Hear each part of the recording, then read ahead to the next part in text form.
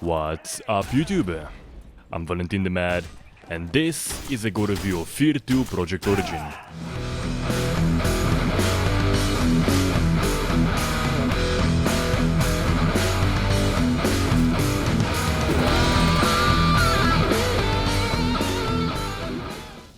Usually when choosing a game from a series for a Gore review, I pick the goriest one, and most of the time the choice is a no-brainer.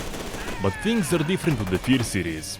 You got the first game, which has hands down the best gameplay but the weakest gore system, and then you have games 2 and 3.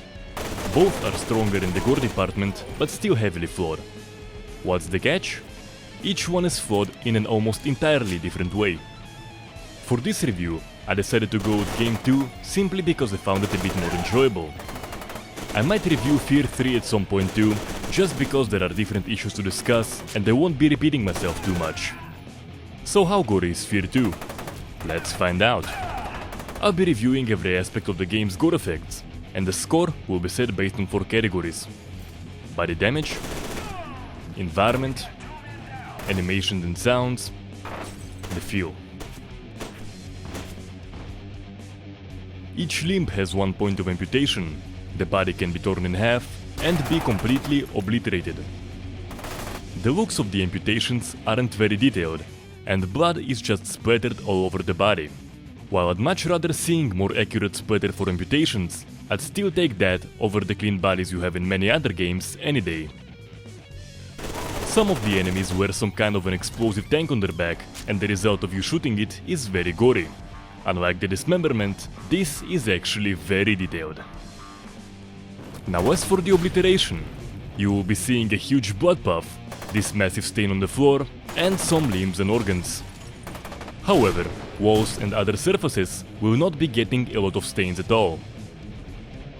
Other than that, I have 2 more major issues with the obliteration. The first one is how little mess you actually get. And really, you're annihilating a person. There should be much more blood splattered everywhere and a lot more bits and pieces. The stain on the floor and the guts are a very good call, but it's not nearly enough. The second issue is the ease of obliterating a person. You can do it with a shotgun and even with a bloody fire extinguisher. That is the absolute opposite of good gore in my book, and it just makes this effect feel cheap as hell. Might as well just let them explode on melee attacks, because why the fuck not? So what happens if your attack doesn't dismember the enemy? My first impression on shooting characters was very good.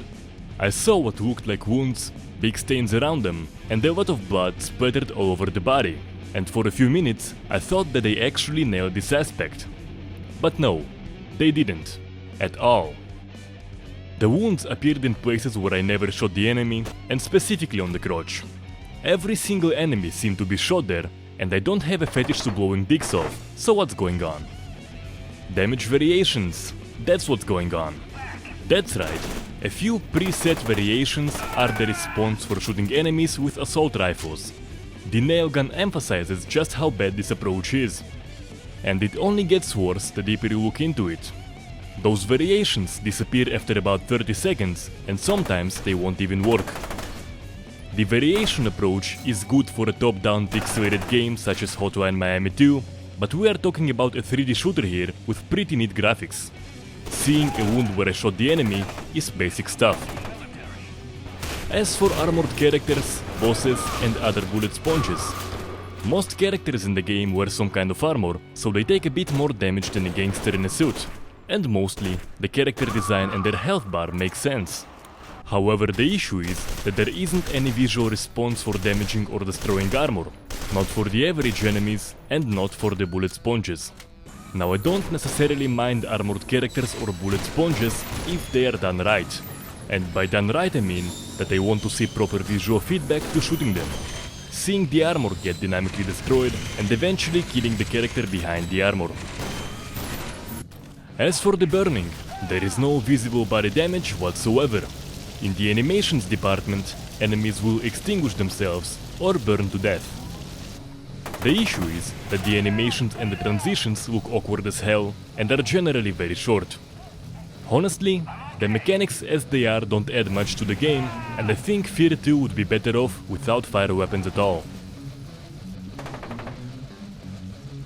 You have blood splatter for your attacks, and that's it. Taking the splatter alone, it isn't too bad really. The looks are good, and it stains the area around the character pretty well. I'd go as far as saying that in its base, it's better than many of the games I reviewed in the series. But with that being said, it has several issues that totally destroy the experience. The first and the absolute biggest one, it disappears too damn quickly. The issue is so bad that you will be seeing bloodstains disappear as you are shooting the character. Also, the splatter still isn't proportional to the oversized blood spitting effects, though it's not nearly as bad as it is in many other games. And finally, there are no blood pools. The splatter is just the initial reaction. A blood pool is an important part of the aftermath for killing a character. What irritates me about those issues a bit more than it should is that Monolith totally knew how to make it right. If you look at all the pre-made blood and bodies, there's much more blood splattered around the characters. You have blood pools below them, and as you may have noticed, that blood isn't disappearing anywhere. If the blood spilling mechanics would be based on that, F.E.A.R 2 would probably get a full score for the environment aspect. You know what? If only the blood and bodies would not disappear, it would score higher than most games I reviewed in the series. You have response animations for the attacks, some of which can drop characters, and enemies have a wounded state of behavior. On death, they will go ragdoll. So for the most part, the response animations are pretty good. Some of them are actually very long and give more weight to the bullet impacts. However, the long animations are not very common. I think that longer response animations should have been the standard for shooting an enemy. It would require a larger variety of those, but that would totally be worth it. The next feature is the limping you will see after delivering a non-fatal shot to an enemy. A wounded state of behavior is something I have been suggesting in almost every Gore review, and I was very happy to see that F.E.A.R 2 actually has it. However, there are issues. The first one is that it doesn't seem to affect movement forward. As you can see, the character limps when moving backwards or to the side, and a moment later he seems to run just fine. The second issue is that there is only one wounded state of behavior. A state in which the characters are lying disabled on the floor and bleeding to death is necessary too. It's actually kind of amusing. Most games that have such a feature usually have only one of those two wounded states. Hatred or the Hitman series have the bleeding out on the floor feature, while F.E.A.R 2 or Soldier of Fortune 2 have limping enemies. As for the sounds, enemies will scream on death and command during combat. So yeah, for some reason enemies don't respond when taking a non-fatal shot and let out a short scream when killed. Generally, the whole thing doesn't sound very lively.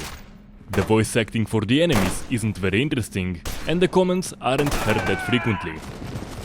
The sound aspect is not terribly bad, just kind of bland in my opinion. The thing that makes a base for a good feel is seeing proper responses for the attacks in every aspect. It can be something simple and basic, or it could consist of many complex systems. F.E.A.R 2 doesn't have that.